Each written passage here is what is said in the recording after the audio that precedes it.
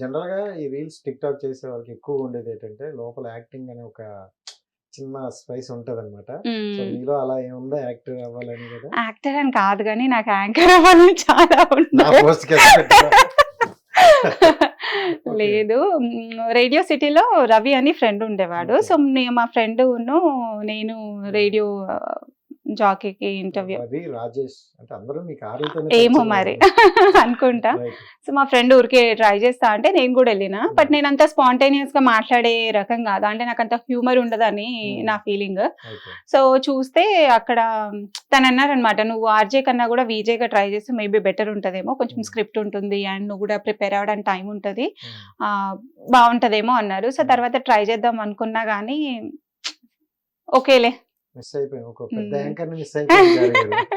అవ్వాలని ఉండే, ఇప్పటికీ ఉంది. బట్ ఇప్పుడు యాంకర్ కాదు, ఇప్పుడు ఏంటంటే కొంచెం ఇప్పుడున్న పర్సన్ కి ఇంకొంచెం బెటర్ అవ్వాలి, ఇంకా బెటర్ గా చేయాలి అంతే. బట్ మూవీస్ లో చేయాలి, ఇట్లా షార్ట్ ఫిలిమ్స్ చేయాలి అట్లా ఏం లేదు. నా ఓన్ ఛానల్లో నేను చేసుకుంటూ కంటిన్యూ చేయాలి అంతే.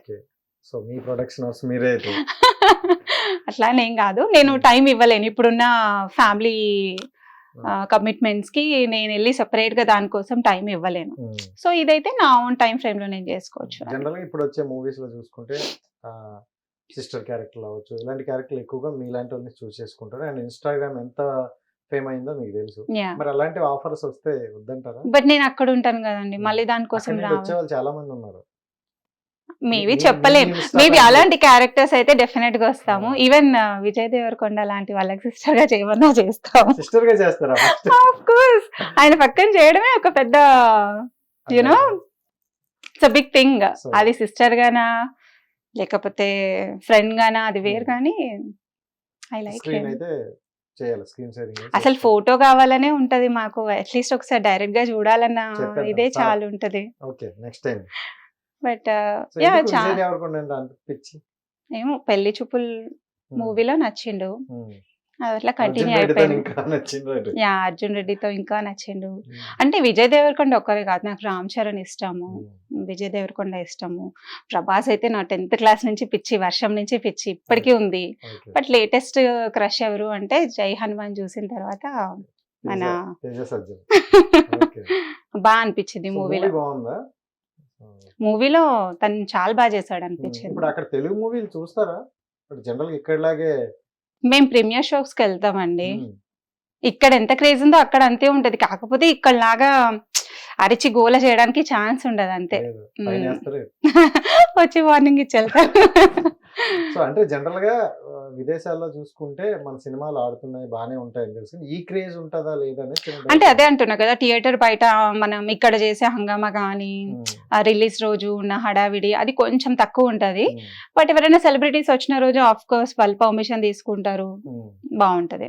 మీరు అక్కడ సెలబ్రిటీ వచ్చిన రోజు ఈజీ యాక్సెస్ ఉంటదా? అక్కడ కూడా క్రౌడ్ అది వాళ్ళు అది ముందే మనకి అనౌన్స్మెంట్స్ ఏమన్నా తెలిస్తే మనం అప్రోచ్ అయ్యి అలా వెళ్ళొచ్చు. బట్ నాకైతే ఇప్పటివరకు అసలు ఐడియా లేదు, అది ట్రై చేయాలన్న ఇది కూడా నాకు తెలియదు.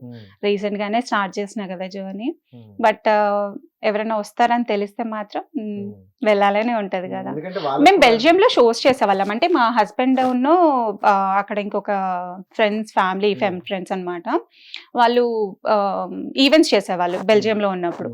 సో అక్కడ మేము గీతా మాధురి, తర్వాత సింహ, తర్వాత తను ఎవరు ఇంకొక అమ్మాయి పేరు గుర్తు రావట్లేదు, ఇంకొక 2-3 సింగర్స్, వాళ్ళను వీళ్ళు హోస్టింగ్ కి తీసుకొచ్చేవాళ్ళు. సో అలా సింగర్స్ మట్టుకు తెలుసు, బట్ మూవీ యాక్టర్స్ ఇంతవరకు కలవలేదు.